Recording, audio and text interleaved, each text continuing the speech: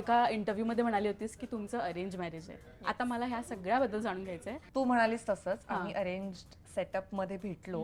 आमच्या family friends through आमची भेट झाली, कारण का कॉमन आमचे रिलेटिव्ह निघाले असं आम्हाला नंतर कळलं.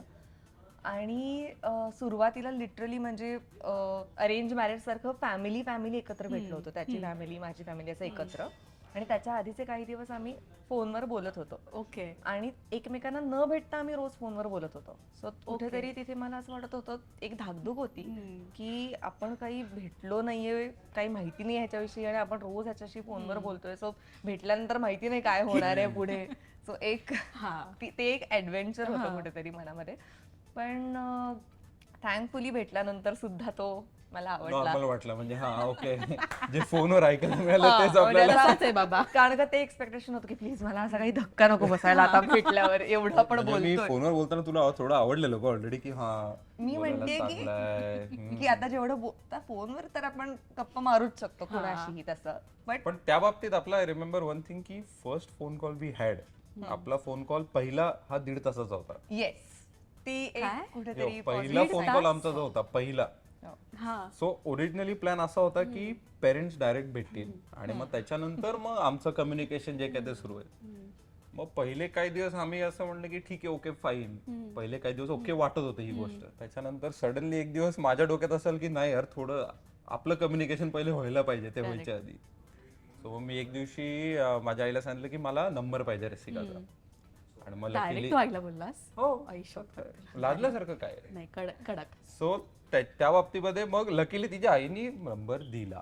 तो जर दिला नसता तर प्रॉब्लेम झाला असता. पण मग त्याच रात्री मी फोन केला तर पहिलाच फोन कॉल आमचा लिटरली 1-1.5 तासाचा झाला.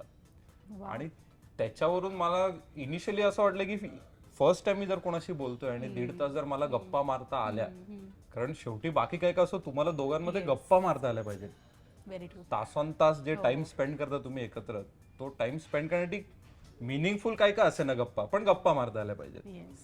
सो तो एक इनिशियल कॉन्फिडन्स मला तिथे आला की येस. सो बेसिकली असं होतं की मुली आपण 1.5 तास आपल्यासाठी काहीच नाहीये. जर आपण एका मैत्रिणीला कॉल केला तर मुलांसाठी ही 1.5 तास is too much. I agree. आणि ह्याच्या आधीच्या माझे मॅक्सिमम फोन कॉल 5 मिनिटं, 3 मिनिटं, 30 सेकंद, तिथून डायरेक्ट 1.5 तासावर गेल्यावर म्हणलं काहीतरी म्हणजे हा एक्सप्लोर करण्यासारखं नक्कीच आहे. त्यामुळे आय थिंक तिथे सुरुवात झाली आपली. आणि अदरवाईज जर त्यांनी जर नंबर घेतला नसता आणि म्हणजे आमच्यात ते जर इंटरॅक्शन झालं नसतं तर मला वाटत नाही की मी नंबर घेऊन आमचं इंटरॅक्शन आधी भेटण्याआधी झालं असतं. कारण का माझ्या मनामध्ये होतं की ठीक आहे बघूयात, ऐसा भी देखते हैं की या सेटअप मध्ये भेटून बघूयात की फर्स्ट टाइम आपण मुलाला पण बघतोय, त्याच्या फॅमिलीला पण बघतोय.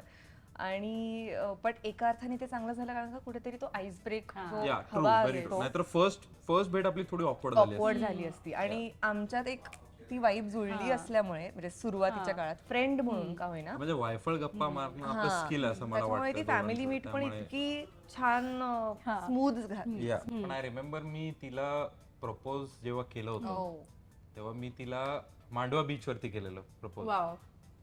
सो ती खूप एक सुंदर मोमेंट होती. आणि तिथे लकीली बीच वरती तेव्हा कोणी नव्हतं. म्हणजे आमच्या दोघांची फॅमिली होती आणि आम्ही दोघं होतो.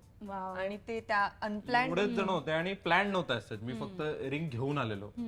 प्रपोज करायचं की नाही हे ऑन द स्पॉट मी ठरवणार होतो. आणि लकीली माझे बाबा माझा भाऊ त्यांना पण फोटोग्राफीचा वगैरे हे आहे, त्यामुळे आमच्याकडे ड्रोन पण होतो एक.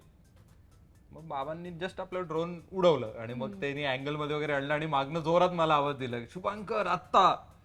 ठीक आहे. मग तेव्हा प्रपोज केल्यानंतर तिने जे काय एक हग मिळाला मला तो तेव्हा, that I don't think I will ever forget. Because छान सनसेट होता मागे, बीच होता.